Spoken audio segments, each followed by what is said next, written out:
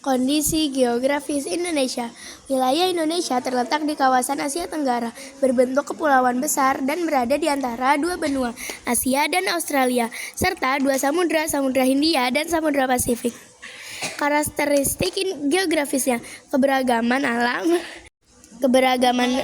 penggunaan dataran rendah, pantai, hutan tropis, iklim tropis, serta musim hujan dan kemarau, serta menjadikan kawasan yang rentan terhadap bencana alam, gempa, gunung api, tsunami, karena posisi tektonik.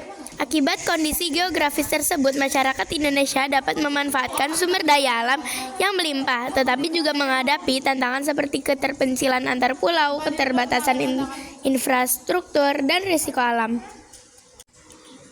2. Interaksi dengan bangsa asing.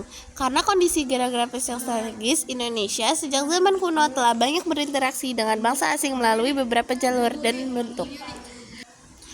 A. Latar belakang dan sebab.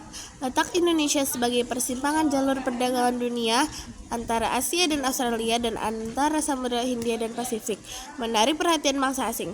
Sumber daya alam Indonesia yang melimpah, terutama rempah-rempah seperti cengkeh, pala, lada, menjadi komoditas penting dalam perdagangan internasional. Keinginan orang asing untuk memperluas wilayah, mendapatkan akses ke sumber daya, serta menyebarkan agama dan budaya ke kawasan Nusantara. B. Bentuk-bentuk interaksi perdagangan. Pedagang dari India, Arab, Tiongkok, dan kemudian bangsa Eropa datang ke Nusantara untuk berdagang rempah, hasil bumi, dan juga barang lain.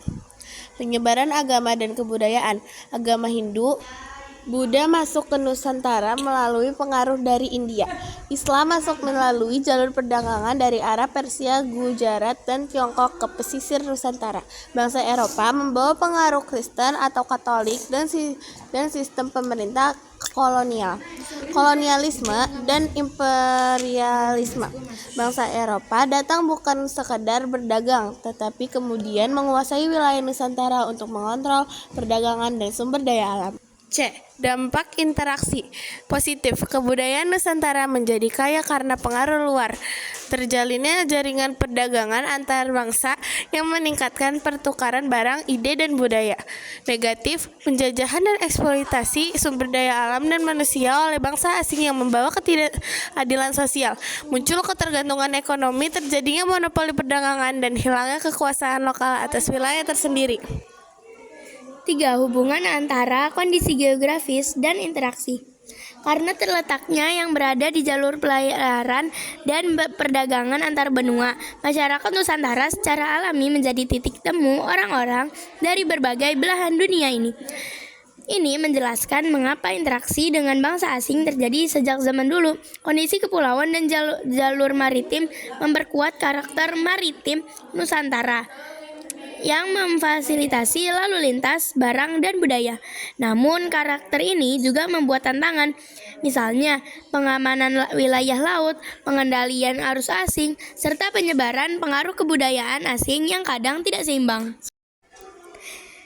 4.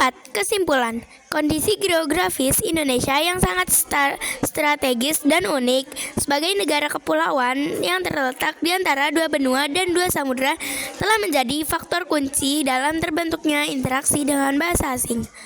Interaksi tersebut membawa banyak pengaruh positif dalam hal budaya, agama, dan perdagangan, namun juga membawa tantangan besar seperti penjajahan dan eksploitasi. Karena itu, penting bagi kita untuk memahami sejarah tersebut agar bisa menghargai warisan positifnya sekaligus belajar dari dampak negatif yang pernah terjadi. Terima kasih.